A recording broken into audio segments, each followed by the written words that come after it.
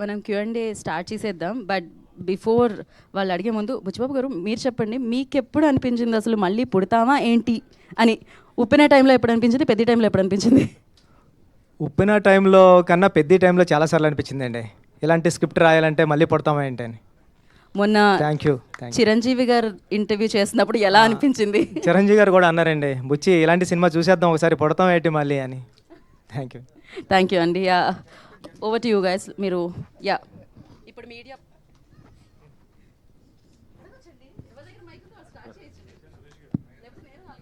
బుచ్చిబాబు గారు ఇక్కడండి సార్. అంటే నాకే కాదు చాలామందికి థియేటర్ నుండి బయటకు వచ్చినాక వచ్చిన డౌట్ వచ్చింది. ఇప్పుడు బొమ్మన ఇరానీ గారు కదా అడుగుతారు పెద్ద ఎవరు అని, ఆయన స్టార్ట్ చేస్తాడు. ఆయన స్పోర్ట్స్ మినిస్ట్రీలో ఉన్నాడు, ఎప్పటి నుండో ఉన్నాడు. మరి ఈయనేమో ఏషియన్ ఇంటర్నేషనల్లో మెడల్ కొట్టాడు, ఆయనకు తెలియకపోవడం ఏంటి పెద్ద? అది నాకే కాదు చాలా మందికి డౌట్ వచ్చింది. సూపర్కి వచ్చానండి సార్. ఆయన జాబ్ 5 years 3 years ఉంటుంది అంతే అండి. ఒక ఒలింపిక్ చైర్మన్గా 3 years ఉంటుందండి. 3 yearsలో పాస్ట్లోంచి ఒక 1975 నుంచి ఉన్న స్పోర్ట్స్ మెన్స్ అందరూ అతనికి తెలియాల్సిన అవసరం లేదండి. నేను రీసెర్చ్ చేశానండి. అది రీసెర్చ్ చేసిన తర్వాత ఏంటంటే ఆయన పీరియడ్లో ఆయన ఉన్న టైంలో వచ్చిన వాళ్ళని రికగ్నైజ్ చేస్తామండి. ఈరోజు తెలంగాణలో కూడా చాలామంది అవార్డ్స్ వచ్చిన వాళ్ళు ఉన్నారండి. అంటే మొయ్యలేనని భారతీయ అవార్డులు వచ్చిన వాళ్ళు ఉన్నారండి, కానీ వాళ్ళు ఎవరికి తెలియదండి. అంటే స్పోర్ట్స్ మ్యాన్ అయినా సరే వాళ్ళకు కూడా వాళ్ళ జోనర్లో వాళ్ళ టైం లైన్లో ఉన్నప్పుడు వాళ్ళే తెలుస్తుంది తప్పండి, ప్రీవియస్ అంతా మనకు తెలియదండి. ఇప్పుడు మన భారత హాకీ జాతీయ క్రీడ కదండి, దాంట్లో మన కెప్టెన్ ఎవరంటే కూడా మన ఎవరికి తెలియదు. అలాంటి పొజిషన్లో ఉన్నాం సార్ మనం. థ్యాంక్ యూ అండి. Thank you.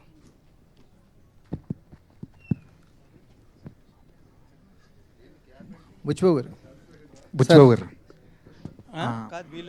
Hello sir. Buchibabu garu sir, Charan గారికి ఒక మంచి మర్చిపోలేని కథ ఇచ్చారు, మర్చిపోలేని పాత్ర ఇచ్చారు. తర్వాత కూడా మీరు చరణ్ గారితోనే ఒక సినిమా చేస్తారని బయట ఒక ప్రచారం నడుస్తుంది, అందులో ఎంతవరకు నిజం ఉంది సార్? అది దేనికన్నా సమయం కాలమే నిర్ణయిస్తుందని నేను ఎప్పుడు సైలెంట్గా ఉంటానండి. సమయం వచ్చినప్పుడు అది వస్తుంది సార్ బయటికి. Thank you. అది జరగాలని కోరుకుంటున్నాను sir. Thank you. Anant Sriram garu, చాలా అరుదుగా వస్తుంది అన్ని రకాలైన పాటలు రాసే అవకాశం ఒక ఆల్బంలో చాలా అరుదుగా వస్తుంది. ఈ ఆల్బంలో కూడా మీరు అన్ని రకాలైన పాటలు రాసే అవకాశం వచ్చింది. ముఖ్యంగా ఐటమ్ సాంగ్ గురించి బయట రకరకాల చర్చ నడుస్తుంది. ఐటమ్ పాటగా స్వీకరించిన వాళ్ళు దాన్ని ఎంజాయ్ చేస్తుంటే, ఇంకొంతమంది సాహిత్యం ఏంటి ఇలా ఉంది అని చెప్పి కొంత విమర్శ అయితే కనిపిస్తుంది సోషల్ మీడియాలో. దాని మీద మీ అభిప్రాయం ఏంటి? ఒకటి నేను అనుకునేది, ఐటమ్ సాంగ్లా ఆస్వాదించిన వాళ్ళు వాళ్ళకు ఒక స్పెషల్ ఐటమ్ రుచి చూపించినట్టు, ఐటమ్ సాంగ్ లాగా ఆస్వాదించిన వాళ్ళు వాళ్ళే ఐటమ్ గర్ల్ కింద లెక్క.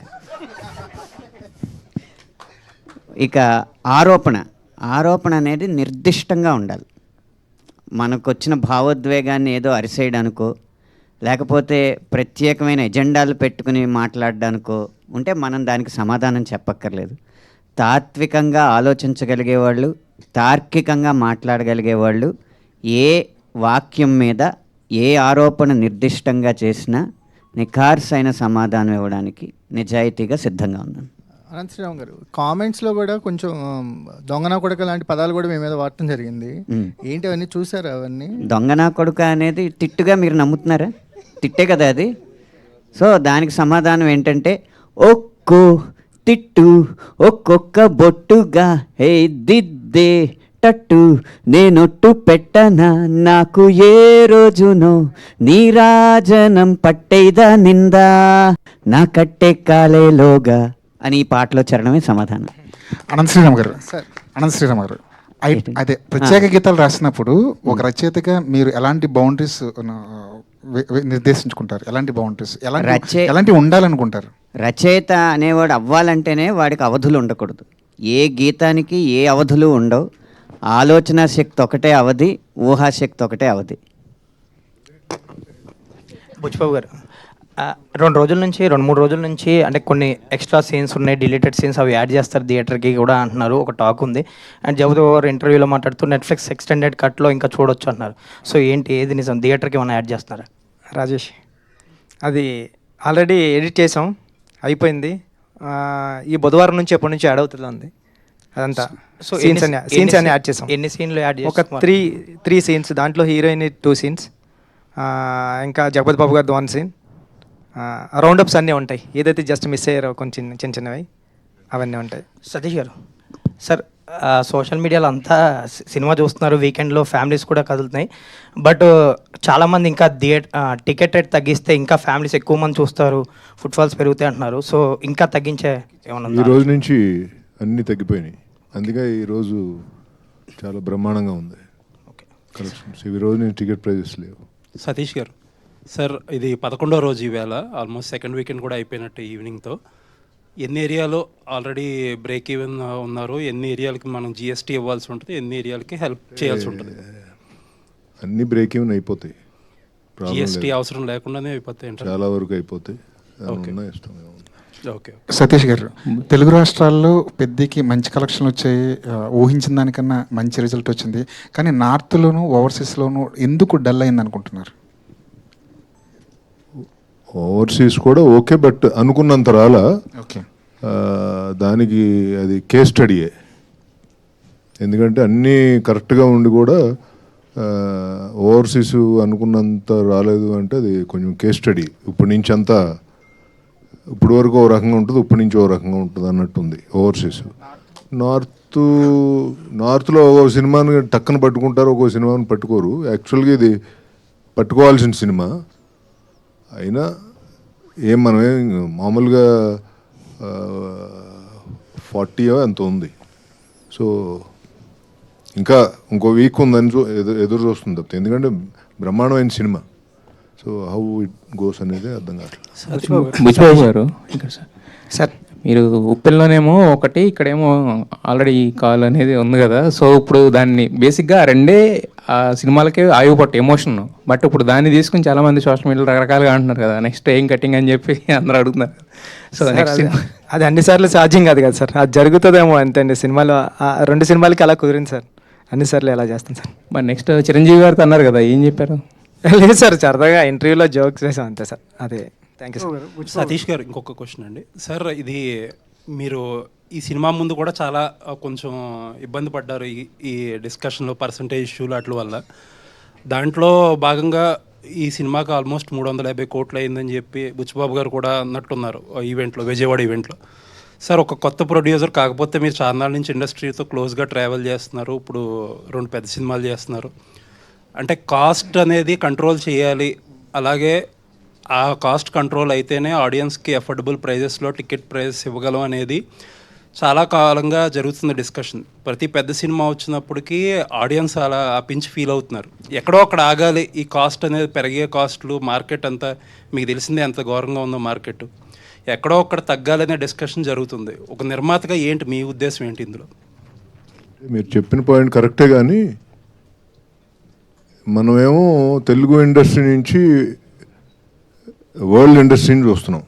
అంటే పాన్ ఇండియా, పాన్ వరల్డ్కి వెళ్ళాలని మన ఇండస్ట్రీ చేసే ప్రయత్నం అది. ఆ ప్రయత్నంలో ఎప్పుడు సక్సెస్ అవుద్దో తెలీదు. అంటే కొన్ని సినిమాలు అవుతున్నాయి, కొన్ని సినిమాలు అవట్లా. సో అలాంటి సిచ్యువేషన్లో ఈ పెద్ద హీరో సినిమాలు ఉండేది సంవత్సరానికి 2-3 ఉంటాయి. సో దానికి కూడా మనం వారమో 10 రోజులు తెస్తాం, మళ్ళీ ఆ తర్వాత ఫ్రీ రన్నే ఉంటుంది. సో ఇది కొంచెం డిబేటబుల్ పాయింట్. ఇది ఆ సినిమాని ఖర్చు కంట్రోల్ ఎంతవరకు చేయగలం అంతే చేయగలం. అంటే మనకి ఇంత అద్భుతంగా కావాలన్నప్పుడు డబ్బు ఖర్చు పెట్టాల్సిందే. అంటే మెజారిటీ అంతా రెమ్యూనరేషన్లో, ఆర్టిస్టులు కూడా డైరెక్టర్ ప్రతి చిన్న క్యారెక్టర్కే ఒక నోటబుల్ యాక్టర్ ఉండాలి. అది చాలా తప్పండి, చాలా తప్పు. జనాల్లోకి తీసుకెళ్తున్నారు రెమ్యూనరేషన్స్ అనేది, అది 100% తప్పది. సో అదేం కాదు. అంటే పెద్ద మెజారిటీ 350లో ఎంత పర్సెంటేజ్ రెమ్యూనరేషన్ ఉండొచ్చు అండి, ఎంత పర్సెంటేజ్ మేకింగ్ ఉండొచ్చు? పర్సెంటేజ్ అడుగుతున్నా, లెక్కలు అడగట్లా. 60% సినిమాకి ఖర్చు అయింది, రెమ్యూనరేషన్లకి 40% అయింది. ఇది కరెక్టు, బట్ అది నరేటివ్ ఏమో డిఫరెంట్గా వెళ్ళుద్ది. ఎందుకంటే మనం సినిమాని అందరం నమ్మి సినిమా మీద అవుట్ అండ్ అవుట్ ఖర్చు పెట్టుకుంటూ వెళ్ళాం.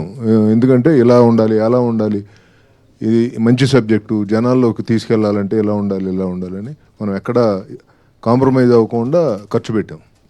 బుచ్చిబాబు గారు, నాది కూడా అదే రిలేటెడ్ ప్రశ్న. సార్, ఇప్పుడు ఇందులో మీరు అంటే మీ గురుగారి సినిమా పుష్ప చూస్తే కనుక అందులో అందరూ చిత్తూరు యాక్సెంట్ మాట్లాడతారు బాగా, ఎమోషన్స్ బాగా క్యారీ అయ్యాయి అందుకని. ఇప్పుడు మీరు ఇందులో చూస్తే కనుక అన్నీ వేరే లాంగ్వేజ్ వాళ్ళనే పెట్టారు. మళ్ళీ విజయనగరం బ్యాక్డ్రాప్ అంటారు. నేను ఆ ప్రాంతం వాడిని, విజయనగరం ప్రాంతం వాడిని. సో నాకు తెలుసు అది లాంగ్వేజ్ డబ్బింగ్ మీరు చెప్పిస్తే ఎలా కనెక్ట్ అవుతాం అవుదా. అంటే తెలుగు వాళ్ళు అంతమంది ఉంటుండగా ఎందుకు మీరు హిందీ వాళ్ళని అంత బొమ్మని రాని దివ్యేందు అంటే వాళ్ళు మంచినట్లు కాదని నేను అనట్లేదు.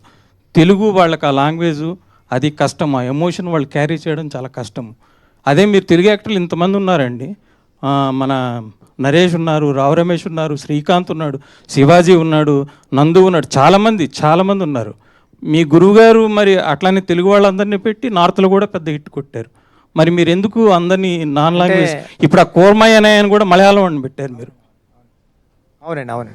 తెలుగు వాళ్ళని పెడితే లాంగ్వేజ్ క్యారీ అవుతుంది కదండి, మంచి ఎమోషన్ వస్తుందిగా మీకు. ఇంకా తెలుగులో ఇంకా బ్రహ్మాండంగా చేసేది, మీకు బడ్జెట్ కూడా తగ్గేది అప్పుడు. కాదు సార్ మీరు చెప్పింది. అంటే బొమ్మన్ ఇరానీ గారు అంటే నార్త్ నుంచి వచ్చిన అయినారు కాబట్టి బొమ్మన్ గారిని అది పెట్టాం సార్. ఇప్పుడు అందరూ అదే పాన్ ఇండియా అని అందరినీ తెచ్చేసుకుంటున్నారు. లేదండి, పాన్ ఇండియా కథకి ఆ క్యారెక్టర్ సూట్ అవుతుందని అలా ట్రై చేసింది తప్పండి. తెలుగు వాళ్ళు చాలా ఇప్పుడు మన ఎవరు రావు రమేష్ గారు తెలుగు, ఆయనకు ఒక సీన్ ఇచ్చారు మీరు. ఆల్రెడీ 2 సీన్లు ఇప్పుడు యాడ్ చేస్తున్నామండి. అందుకే మీరు చూడొచ్చు. అంటే ఇప్పుడు బయట టాక్ ఏంటంటే ఎస్వి రంగారావు గారు, నాగభూషణం గారు, రావు గోపాలరావు గారు లాంటి వాళ్ళు ఉన్నా ఇప్పుడు హిందీ యాక్టర్ల దగ్గర వీళ్ళని ఒక్కొక్క సీన్ నిలబెడతారని అంటున్నారు. అంటే జనరల్గా మన తెలుగు సినిమాలో తెలుగు వాళ్ళు అసలు చూడడం కష్టం అయిపోయింది కదండి. మీ గురుగారి దగ్గర మరి అది నేర్చుకోలేదా? తప్పకుండా అండి, ఈసారి అలా పెడతానండి తెలుగులో. బుచ్చిబాబు గారు సార్ అందరూ మీ గురించి సినిమాలో అది తీసారు అని అంటున్నారు, కానీ నాకు ఒక మాట బాగా నచ్చిందండి. ఒక చిన్న కాంట్రవర్సీ వచ్చినప్పుడు యూజువల్లీ అండర్ ప్లే చేస్తే అందరూ మర్చిపోతారు అనే యాటిట్యూడ్ ఎక్కువ ఉంటుంది మన ఇండస్ట్రీలో. బట్ మీరు ఓన్ చేసుకుని దానికి అపాలజీ చెప్పారు కదా, అది నిజంగా చాలా బాగా నచ్చిందండి. చాలా తక్కువ మంది డైరెక్టర్లు అలా డేర్ చేస్తారు. Thank you sir. పైగా ఇష్యూ కూడా అలాంటిది. నాకైతే ఆ ఒక్కటే నచ్చలేదు సార్. Thank you sir. కారణం ఏంటంటే ఒక పాత్ర ఒకలాగా ప్రవర్తిస్తుంది అనేది అది దర్శకుడు ఊహ, ఆ ఊహతో చేసింది. అంటే ఇక్కడ ఇంగ్లీషు మాట్లాడగలిగినోడు గొప్పోడు, పిహెచ్డీలు పట్టభద్రులు వాళ్ళు ఆలోచన విధానమే సరైంది అన్నది ఎక్కువైపోవడం వల్ల ఎవరైతే సోషల్ మీడియాలో వోకల్గా ఉన్నారో, ఎవరైతే మాట్లాడి పదాలు గుమ్మనించి చేస్తున్నారో వాళ్ళ అభిప్రాయం రుద్దబడి ప్రభావితం అవడం తప్ప ఒక దర్శకుడికి ఒక పాత్ర ఇలా ప్రవర్తిస్తుంది అనే స్వేచ్ఛ కూడా ఇవ్వకపోతే మనం సృజనాత్మకతకి ఏం చేసినట్టు? ఇప్పుడు అంటే అదేంటది వైటల్ అట్రాక్షన్ లేకపోతే హార్మోనల్ రియాక్షన్స్ ఇలాంటి పెద్ద పెద్ద పదాలు వాడితేనేమో చాలా ఈస్థెటిక్గా తీసినట్టు ఆసమ్మ అంటారు. అదే ముట్టేస్తానని వాడి ట్రైబ్ భాష వాడి మాట్లాడితేనేమో ఇది వల్గారిటీ అంటారు, ఆబ్జెక్టిఫికేషన్ అంటారు. ఇవన్నీ చేస్తే ఇంక సృజనాత్మకతను తొక్కినట్టేనండి ఆ విషయంలో. బుచ్చిబాబు గారు ఎంతో సంస్కారంతో వారి మనోభావాలు దెబ్బతిన్నాయన్న ఉద్దేశంతోనో లేకపోతే ఎవరిని బాధ పెట్టకూడదు, ప్రజాస్వామ్యం అంటే 49:51 కాదు 99:1 అయినా కూడా తప్పే అన్న ఉద్దేశంతో ఆయన సారీ చెప్పి ఉండొచ్చు. కానీ ఇలాగే జరుగుతూ ఉంటే తర్వాత డాక్యుమెంటరీలకు తప్ప ఇంకా కమర్షియల్ సినిమాల్లో గొప్ప పాయింట్ చెప్పలేను. లేదులేండి, అదే మీరన్న ఆ సంస్కారం ఏదైతే ఉందో దాన్నే అప్రిషియేట్ చేస్తున్నాను నేనేమి వాళ్ళు కరెక్ట్ ఏం రాంగ్ అనే ఆ డిబేట్లో. ఇది మామూలుగా అంటే హీరోయిన్ క్యారెక్టర్ చాలా సూపర్ క్యారెక్టర్ అండి. నేను రాసుకున్నది అయితే అది 2-3 సీన్లు లేకపోవడం వల్ల. అంటే నాకు ఎందుకు అనిపించింది అంటే రామ్ చరణ్ గారి క్యారెక్టర్ ఒక దాంట్లో ఇలా కమర్షియల్గా బిహేవ్ చేస్తారు, నెక్స్ట్ సీన్లోనే విలన్స్ ఏదో చేస్తుంటే అడ్డుకుంటారు. అండ్ సెకండ్ హాఫ్లో అమ్మాయికి ఏదైతే రీజన్ చెప్తాడో ఇమీడియట్గా అమ్మాయి రెస్పాండ్ అయిపోతుంది కదా, ప్రాబ్లీ ఏదో. అదే సార్ ఆ 2 సీన్లు అండి ఇప్పుడు యాడ్ చేసాం సార్. ఆ 2 సీన్లోనే ఆ 2 సీన్లు యాడ్ చేయడం గారు కూడా వచ్చారు, నిన్న చూశారు, అన్న ఎంత బాగుంది కదా అన్నారండి. కొద్దిగా లెంత్ భయపడి తీసామని సార్. ఎక్కడ ఇట్లాంటి కామెంట్స్ ఇట్లాంటి విమర్శలు వచ్చినప్పుడు దాన్నే ఎక్కువగా మాట్లాడుకుంటున్నారు, కానీ మీరు చెప్పిన సబ్జెక్ట్ అనేది డీవియేట్ అయింది. సో క్రీడాకారుల కోసం తీసింది, దేశం క్రీడాకారులను ప్రోత్సహించాలి, ఒకప్పుడు ఇలా ఉండేది ఇప్పుడు మారింది అనే సబ్జెక్టు డైవర్ట్ అయిపోవడం ఒక దర్శకుడిగా మీకు ఎలాంటి ఫీల్ కలిగించింది? లోటు గురయ్యారు సార్ అంటే డైవర్ట్ అవుతున్నప్పుడు? సార్ అది మీరు అన్నట్టు అనంత్ శ్రీరామ్ గారు అన్నట్టు ఓన్లీ ఒక 5% 4% పీపుల్ మాట్లాడారు అంతే అండి. ఏదైతే మాట్లాడకూడదు ఆ పాయింట్ గురించి మాట్లాడారు అంతే తప్పండి. 95% పీపుల్ అయితే సినిమాలో ఉన్న కంటెంట్ని నేను బయటికి వెళ్తుంటే ఇప్పుడు చరణ్ గారు సూపర్ యాక్ట్ చేశారని, ఇలాంటి కథలు రావాలని ఏదైతే మేము నమ్మామో అదే నమ్మారండి. ఎడిటింగ్ రూమ్లో నేను చూసి సూపర్ సినిమా తీసేవరా బుచ్చి అని నేను ఏదైతే ఫీల్ అయ్యానో, నేను ఏ థియేటర్కి వెళ్ళినా సరే నాకు అలాంటి రియాక్షన్ ఉంది సార్. చిన్నదే ఇంకెక్కడన్నా ఉంటుందండి. ఒక పెళ్లి జరిగేటప్పుడు కూడా, పెళ్లిలో కూడా అదేదో బాగాలేదంటాడండి ఆవిడ వచ్చి. ఆ చిన్నవి ఉంటాయండి, దాన్ని పట్టించుకుని ముందుకెళ్ళడం మనిషి. పెద్దగాడి క్యారెక్టర్ సార్ నాది. పడిపోయినా సరే విలన్స్ ఉండరండి ఆడికి, వెనకాలకి వెళ్ళి చూడ్డు. ఆడు ముందు ఒక goal ఉంటుంది, దానికోసం విషయం ముందుకెళ్ళిపోతాడు. చెప్పట్లేదు. నిన్న టీ తాగడానికి వెళ్ళినప్పుడు భర్తలతో సహా వచ్చిన కొంతమంది మహిళలు ఆయనతో ఏమన్నారు తెలుసా? మీరెందుకు సార్ సారీ చెప్పారు, మాకేం అంత ఇబ్బంది అనిపించలేదు, మిగతా సినిమాలు అన్నిటికంటే కూడా చాలా పద్ధతిగానే ఉంది, మీరు అంత ఎందుకు స్పందించారు, అంత సారీ ఎందుకు చెప్పారు అని అడిగారండి మహిళలు. శశి గారు, సార్ శశి ఈ సినిమా అంటే ఆంధ్రాలో చూసుకుంటే కనుక చాలా ఎక్సెప్షనల్ రెవెన్యూస్, అంటే ఊహించిన దానికన్నా ఎక్కువ చేసింది. బట్ నైజాం పరిస్థితి ఏంటి సార్? నైజాం ఎలా ఉంది, ఎంతవరకు అనుకుంటున్నారు? మీరు ఊహించిన దానికన్నా ఉందా, రీచ్ అయింది, ఇంకా ఎక్కువ ఉందా? సార్ సినిమా అంటే ఒక మంచి మోటివేషన్గా తీసిన సినిమా, ఈ జనరేషన్కి కరెక్ట్ నీడ్ ఉన్న సినిమా ఇదండి. సో ఖచ్చితంగా ఒక మంచి ఒక మోటివేషన్ సినిమా ఇంత కమర్షియల్గా పే చేయడం అనేది ఇంతవరకు హిస్టరీలో లేదండి. ఇదే ఫస్ట్ ఫిలిం. కానీ మనం అందరం ఏంటంటే మేజర్గా అంత ఈ రోజుల్లో మీరు చూస్తే మన కూడా వీడియోల్లో ఇన్స్టాలో చూపిస్తూ ఉన్నారు, ఒక పిల్లోడు పైనుంచి దూకేస్తున్నాడు, ఇంకోరు వచ్చి, అంటే ఆ వీడియోస్ అంతా చూస్తే భయంగా ఉంటుంది. కానీ ఈ సినిమా ఏం చెప్పింది మెసేజ్? ఒరే, నీకు లైఫ్లో కష్టం అనేది కంపల్సరీ వస్తుంది, దాన్ని నువ్వు ఎంత మెలకుగా దాన్ని ఓవర్కమ్ చేస్తావు అనేది జీవితం. ఇప్పుడు అందులో ఈ సినిమా ఏంటి, ఈ రోజుల్లో సెల్ఫిష్ తప్ప ఎవరు పక్క ఊరు గురించి పట్టించుకోవటం లేదు, పక్కింటోడి గురించి పట్టించుకోని రోజులు ఇవి. కానీ ఈ సినిమా ఏం చెప్పారు, ఒక ఊరి కోసం అతను నా ప్రేమించిన అమ్మాయిని వదిలేశాడు. అంటే ఆ ఊరి కోసం, అంటే కాలు తీసుకోవటం అనేది అది చిన్న విషయం కాదు సార్, అది ఎవరు చేయలేరు. అందులో ఒక రామ్ చరణ్ లాంటి వ్యక్తి ఈ స్టోరీ ఒప్పుకోవటం ఎందుకు ఒప్పుకున్నాడు అంటే కూడా దీనివల్ల ఆ మెసేజ్ ఈ జనరేషన్కి వెళ్ళాలి, అది ఆయన చేస్తేనే, ఆయన చెప్తేనే జనాలకు వెళ్తుంది. అది ఈ సినిమా మోటివేషన్ అండి. సో ఖచ్చితంగా ఒక కమర్షియల్గా, ఒక హీరో అంటే అన్ని రకాల కమర్షియల్ అనేది, ఇది కమర్షియల్ పెడుతూ ఒక మంచి సినిమా ఇది. సో ఖచ్చితంగా నేను ఫస్ట్లో చెప్పినట్టు సార్, ఈ సినిమా ఏదో మండేకి పడిపోయో లేకపోతే ట్యూస్డేకో ప్యాకప్ అయిపోయే సినిమా కాదు ఇది. సో ఖచ్చితంగా ఫ్యామిలీసు సార్, ఈ రోజుల్లో ఎవరు కూడా డిప్రెషన్ ఉన్నారని పిల్లలు పోయి మదర్ ఫాదర్తో షేర్ చేయటంలే. సో అందువల్ల ఈ అనర్థాలు అనేవి జరుగుతున్నాయి. కానీ ఈ ఖచ్చితంగా ప్రతి పేరెంట్, బిడ్డున్న ప్రతి తల్లిదండ్రులు ఈ సినిమా పిల్లల్ని తీసుకుపోయి చూపిస్తే ఈ cinema will be a big answer to every, అంటే ప్రతి ఒక్కరికి ఒక సొల్యూషన్ చూపించినట్టు పిల్లలకి. ఓ తల్లిదండ్రులు చెప్పలేంది ఈ సినిమా చెప్పొద్దు అనేది నా ఒపీనియన్ సార్. ఖచ్చితంగా ఫ్యామిలీసు, నేను చాలా మేనేజర్స్కి, రిప్రజెంటేటివ్స్కి ఫోన్ చేస్తున్నాను సార్. సార్ ఏంటి సార్, ఈరోజు 80% ఉంది, ఈరోజు 70% ఉంది, ఏంటయ్యా ఎవరు వస్తున్నారు సార్? ఫ్యామిలీస్ సార్, ఒకటే గొడవ. వాళ్ళేమో 5 పిల్లోడిని తెస్తారు, మాకు టికెట్ లేదంటారు. అది 3 years వాళ్ళకే సార్ టికెట్ లేదు, మిగతా వాళ్ళకి అందరికి టికెటే కదా సార్. కాబట్టి ఈ గొడవ మాకు ఎక్కువ ఉంది థియేటర్ల కాడ అని ఒక మేనేజరు నాకు చెప్పడం జరిగింది సార్. సో అంటే పిల్లలు మీరు ఎక్కడ వీడియోస్ చూసినా సాంగ్స్కి కానీ ప్రతి దగ్గర పిల్లలు విపరీతంగా ఎంజాయ్ చేస్తున్నారు. అంటే ఆ పిల్లలు ఎక్కడ కల్మషం లేదు. సో వాళ్ళు ఒక సినిమాగా వాళ్ళకి ఎంటర్టైన్మెంట్ కోసం వచ్చారు, ఎంజాయ్ చేస్తారు. సో కాబట్టి పిల్లలు మెచ్చారంటే పిల్లలేగా సార్ దేవుళ్ళు. అయితే పిల్లలకి ఫ్రీగా పెడతానని చెప్పి ఆఫర్ ఇమ్మని సతీష్ గారిని. సార్ పిల్లలే సినిమాకి వచ్చేటప్పుడు మళ్ళా పిల్లలు ఫ్రీ సార్. బుచ్చిబాబు గారు క్వశ్చన్ సార్, బుచ్చిబాబు గారు ఒక్క నిమిషం. బుచ్చిబాబు గారు, అంటే చాలామంది ఏంటంటే ఇది మీ ఒరిజినల్ స్టోరీ, బట్ చాలామంది దీన్ని చందు ఛాంపియన్తో కంపేర్ చేస్తున్నారు. అది 2 years అయింది రిలీజ్ అయిపోయి, మీకు అప్పుడు ఆల్రెడీ పట్టాలు ఎక్కేసింది కదా. సో మరి దానితో కంపేర్ చేస్తున్న వాళ్ళకి దీనికి ఏం చెప్తారు? అదేండి, ఇదే ఎవరు చేయలేదండి నాకు తెలిసి. అంటే సతీష్ గారు, ఇక్కడ బుచ్చిబాబు గారు ఇలాంటి సినిమా ఇచ్చారు కదా, ఎంత మంచి సినిమా మీకు ఇచ్చారు మీ ప్రొడక్షన్ నుంచి. సో ఆయనతో సినిమా చేస్తారా, నెక్స్ట్ రామ్ చరణ్ గారితో సినిమా చేస్తారంటే ఏం చెప్తారు? ఇద్దరితో చేస్తాను చెప్తా. So thank you sir. Buchibabu garu sir, cinema చూసాక నేను 3 times చూసానండి. థ్యాంక్ యూ అండి. అంటే కొన్ని ఫ్లాస్ ఉన్నాయని సెకండ్ టైం వెళ్ళా, సెకండ్ టైం ఎమోషనల్గా కనెక్ట్ అయ్యా, థర్డ్ టైం పెద్దిగాడు మళ్ళీ తీసుకెళ్ళాడు.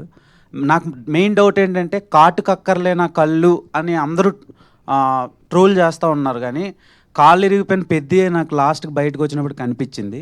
సో ఆ పర్టికులర్ ట్రోల్ మీద మీరు ఏం సమాధానం చెప్తారు? అండ్ రాంబుజ్జి క్యారెక్టర్, అప్పల్ సూరి, గౌర్ నాయుడు, పెద్ది, బొమ్మన ఇరానీ గారి క్యారెక్టర్ అందరికీ ప్రతి రోల్కి ఒక న్యాయం చేశారు. కానీ ఎండ్ ఆఫ్ ద డే మరి జాన్వీ కపూర్ సీన్లు కట్ అయినాయా లేదంటే ఆమె క్యారెక్టరే అంతా అని చాలామంది ఆడియన్స్ బయట నుంచి అంటున్నారు, బ్యాక్లాష్ వచ్చింది. సో ఆవిడ రెస్పాన్స్ ఏంటండి సినిమా మొత్తం అయిపోయిన తర్వాత? మీకు ఎలాంటి రెస్పాన్స్ వచ్చింది ఆమె నుంచి? సూపర్ అండి ఇది. అంటే జాన్వీ గారు చాలా బాగా చేశారండి. ఇంకొక 2-3 సీన్లు ఉంటాయి. ఆ సీన్లు అంటే నేను ఎలా రాసుకున్నాను అంటే అండి, క్యారెక్టరు ఒక అమ్మాయికి అంత రెబలిష్గా తిరిగిన అచ్చి అమ్మ లాంటి క్యారెక్టర్ కూడా, అంటే ఉప్పెన్లో మీరు బేబం క్యారెక్టర్ చూస్తే ఈరోజు ఇంత అలాగా ఈ క్యారెక్టర్ గురించి మాట్లాడుతున్నారు కదా, ఆ రోజు బేబం క్యారెక్టర్ చాలా సూపర్. అది అంటే ప్రేమ ఉంటే చాలు, నా పక్కన నా చేయి పట్టుకుంటే చాలు, నువ్వు నా మీద పడుకోవాల్సిన అవసరం లేదు, పక్కనే పడుకుంటే చాలు అని చెప్పిన డైరెక్టర్ రాసిన స్టోరీ అండి ఇది కూడా. అంటే నేను ఏం చెప్తున్నా అంటే అచ్చి అమ్మ కూడా ఎలాంటిదంటే రెబలిష్గా చూడడానికి మగరాయిల్లో ఉంటుంది, కానీ ఎవరో ఆ అమ్మాయిని నైట్ ఎఫెక్ట్లో నైట్ ఫైట్ టైంలో కట్ చేసిన తర్వాత ఆ అమ్మాయి చాలా సెన్సిబుల్ అయిపోయి హీరోయిన్ అయిపోయిన తర్వాత ఎవరో అలాంటి అమ్మాయి కూడా ఎవరో చీకట్లో ముద్దు పెట్టాడని హీరో తెలిసిన తర్వాత హీరోకి వచ్చి చీకట్లో ముద్దు పెట్టాడు ఆడిని తీసుకొచ్చి కొడతావా అంటే, హీరో ముద్దు పెట్టింది హీరో అని తెలిసిన తర్వాత ఆడు చచ్చాడో బతికాడో తెలీదు, అలాంటి తోడు కోసం మెల్లో తాళి కట్టేసుకున్న అమ్మాయి వాళ్ళ నాన్నతో ఏం చెప్తుంది, ఏ ఆడపిల్ల కన్నా పెళ్ళాడితే మొగుడేమో, అచ్చేమ్మకి ప్రేమిస్తే కూడా మొగుడేనా అని అంత రౌండ్ అప్ చేసి దాంట్లో ఒక 2 సీన్లు మిస్ అవ్వడం వల్ల అలా అనిపించింది సార్. అది ఇప్పుడు ఒక 2 సీన్స్ వచ్చేస్తున్నాయి బుధవారం నుంచి. అమ్మ క్యారెక్టర్ ఎలా ఎలివేట్ అవుతుందో చూద్దామండి. జాన్వీ గారికి సోషల్ మీడియాలో ఇంకొకటి బాగా స్పెక్యులేట్ అవుతుంది, నెక్స్ట్ మీరు మహేష్ బాబు గారితో సినిమా అంటున్నారు, మైథలాజికల్ అంటున్నారు, దాని మీద ఒక చిన్న క్లారిటీ ఇస్తారా? ఏదైనా టైం సార్, అంటే పెద్దలందరూ ఉన్నారు కదండి, టైం నిర్ణయిస్తుందండి ఏదైనా. Thank you sir. Okay, Ram Charan గారిని ఇంత బాగా కష్టపెట్టినందుకు నిన్న చిరంజీవి గారు ఒక మాట అన్నారు కదా sir. So next cinema hero కూడా ఇలానే కష్టపెడతారా రామ్ చరణ్ గారిలానే? సార్ అంటే అది కథ తీసుకొస్తే జరుగుతుంది కదండి. ఈసారి నీకు మంచి మాట చెప్పదలుచుకోవడం లేదు సార్. ఈసారి అంతా ఫస్ట్ సీన్ నుంచి కమర్షియల్ అండి. అంటే ఉప్పెన కూడా మంచి మాట చెప్దాం, డైరెక్టర్ అంటే మంచి సినిమాతో పాటు ఎంటర్టైన్మెంట్తో పాటు ఏదో ఒకటి చెప్పాలి అన్నది నేను నమ్ముతానండి. అది కూడా ఇప్పుడు పెద్దలో కూడా సినిమాతో పాటు కమర్షియల్ అంగులతో పాటు ఒక మంచి మాట చెప్దాం, ఒక మంచి మెసేజ్ ఇద్దాం అని చెప్పే డైరెక్టర్లు కొద్దిమంది ఉంటారు కదండి, ఆ కొద్దిమందిలో నేను ఒక ఫీల్ అవుతూ ఉంటానండి. ఈసారి అంతా కమర్షియల్ అండి. ఓకే, అనంత్ శ్రీరామ్ గారు సార్, చాలా రోజుల తర్వాత మ్యూజిక్ కాకుండా లిరిక్స్కి ఇంపార్టెన్స్ ఇస్తున్నారు సార్ ఈ సినిమాలో వచ్చే మోటివేషనల్ సాంగ్ నుంచి. అది మన తెలుగు ప్రజలకి ధన్యవాదాలు చెప్పాలి. సో నా క్వశ్చన్ ఏంటంటే, అపార్ట్ ఫ్రమ్ పద్ది మొన్న మిమ్మల్ని భూమిలో కప్పెట్టేశారు అనిల్ రావుపూడి గారు. సో అదేంటి సార్, కింద ఏమైనా జరిగిందా, లేదంటే ఎలా రాయించుకున్నారు సాంగ్స్, ఎంతవరకు వచ్చింది, దాని గురించి ఏమైనా? ఎవరైనా సరే నాకు అనవసరం, రచయితలు మాత్రం విత్తనాలు లాంటారండి, పాతి పెట్టినా కూడా మహావృక్షమై సో వేవేల ఫలాలను మీకు వసుకుతాయి. ఎంత టైం సార్ పాతి పెట్టి ఉంచారు మిమ్మల్ని? 1.5 గంట సార్. అంటున్నారా?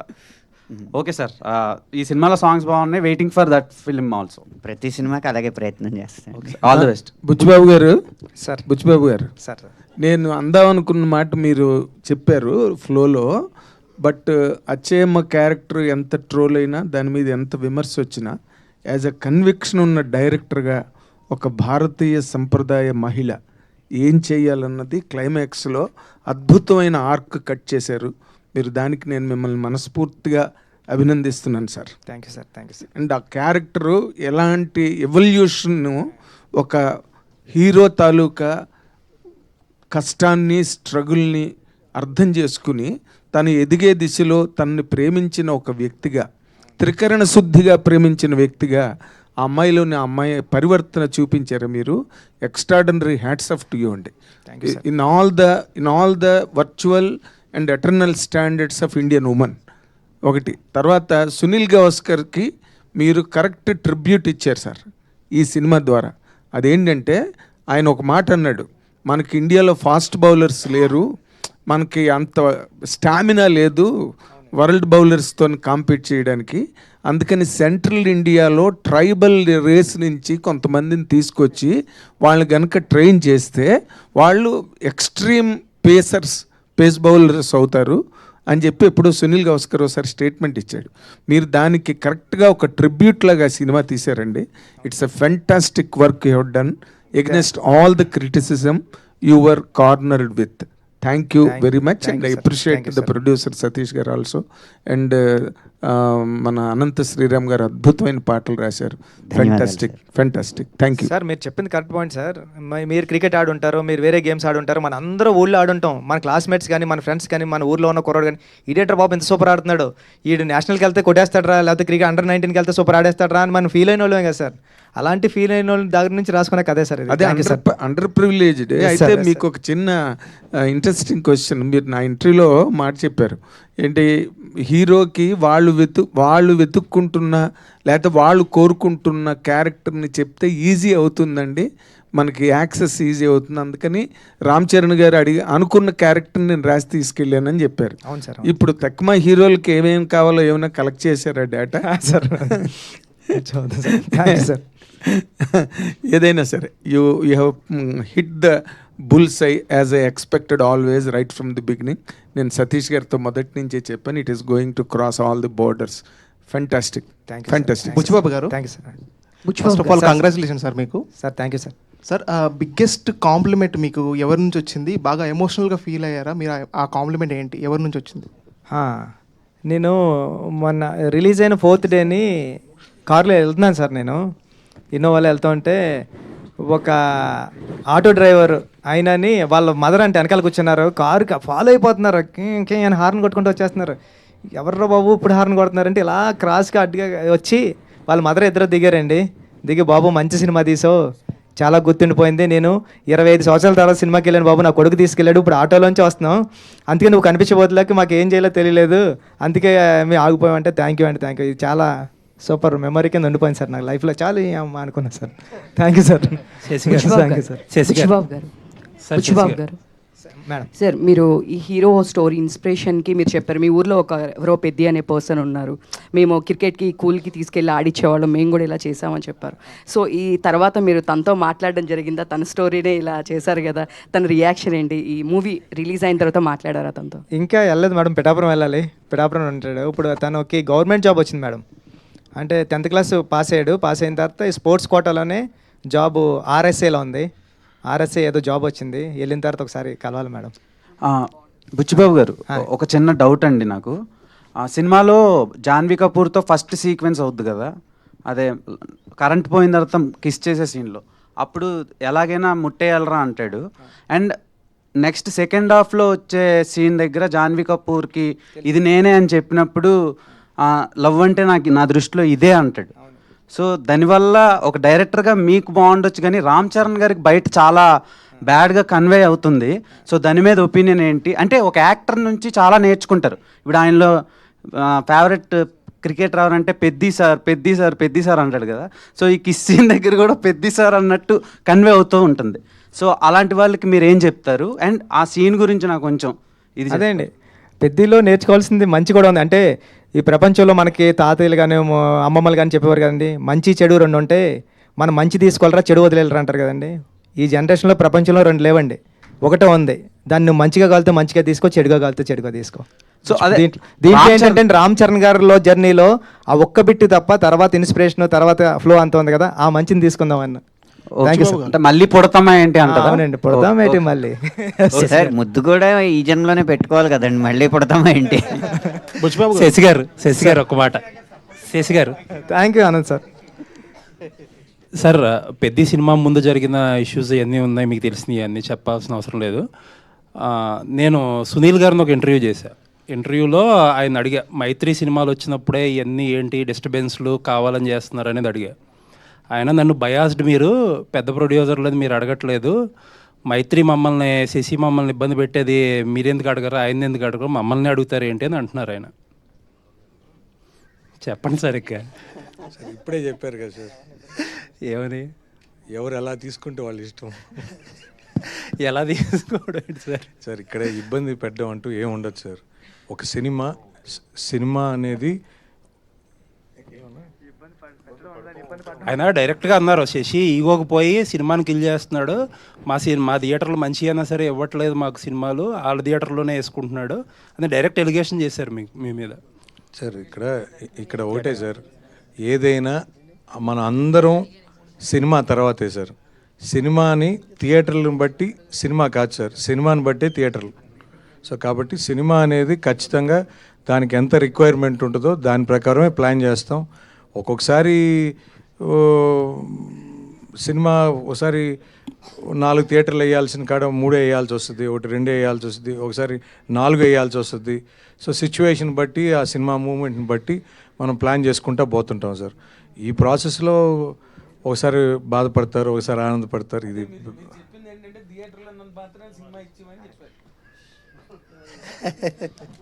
సార్ అనేది నా ఉద్దేశం కాదు సార్.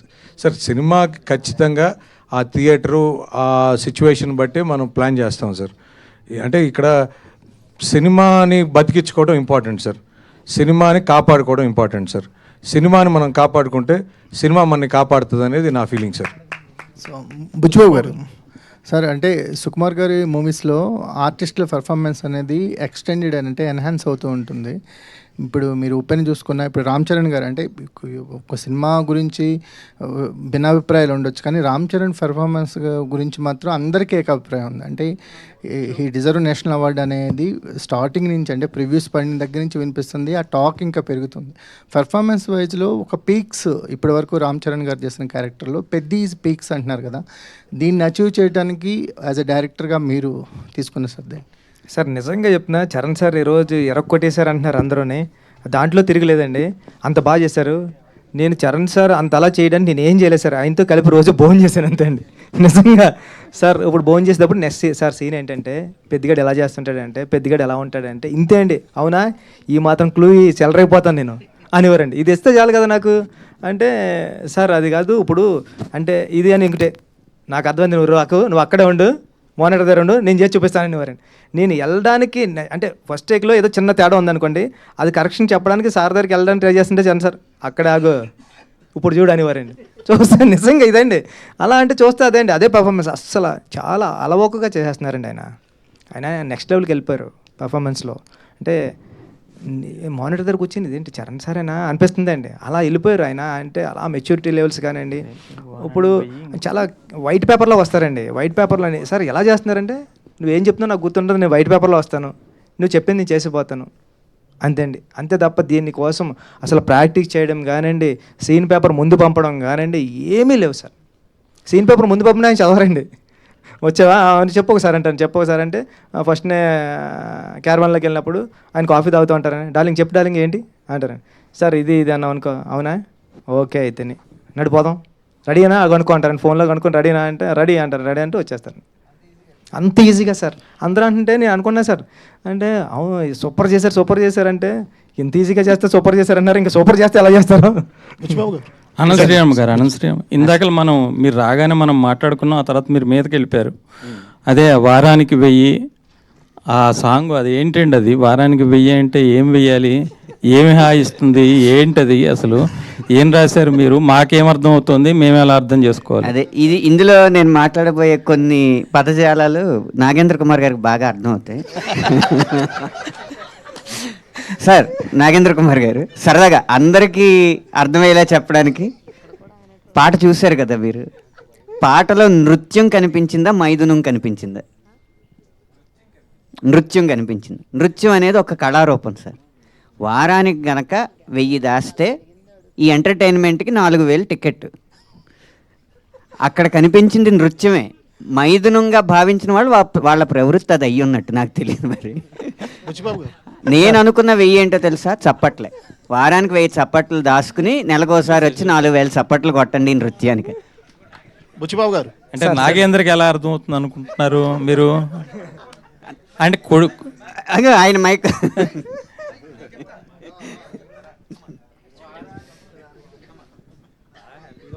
ఎందుకంటే అనంత శ్రీరామ్కి నాలో ఉండే తెలుగు పొటెన్షియల్ కానీ ఇంగ్లీష్ పొటెన్షియల్ కానీ బాగా తెలుసు అనంత శ్రీరామ్కి. అనంత్ రైటర్గా ఇండస్ట్రీలోకి వచ్చిన దగ్గర నుంచి నన్ను చూస్తున్నాడు, కాబట్టి మా ఇద్దరికి ఆ వేవ్ లెంత్ ఉంది కాబట్టి ఆ మాట అన్నాడు. సరియా? బుచ్చిబాబు గారు. బుచ్చిబాబు గారు సార్ ఇటండి. Sir first of all sir congrats sir. Thank you sir, thank you so much. అప్పట్లో ఉప్పెన బుచ్చిబాబు గారు అన్నారు, ఇప్పుడు పెద్ది బుచ్చిబాబు గారు అని పేరు కూడా వచ్చింది సార్.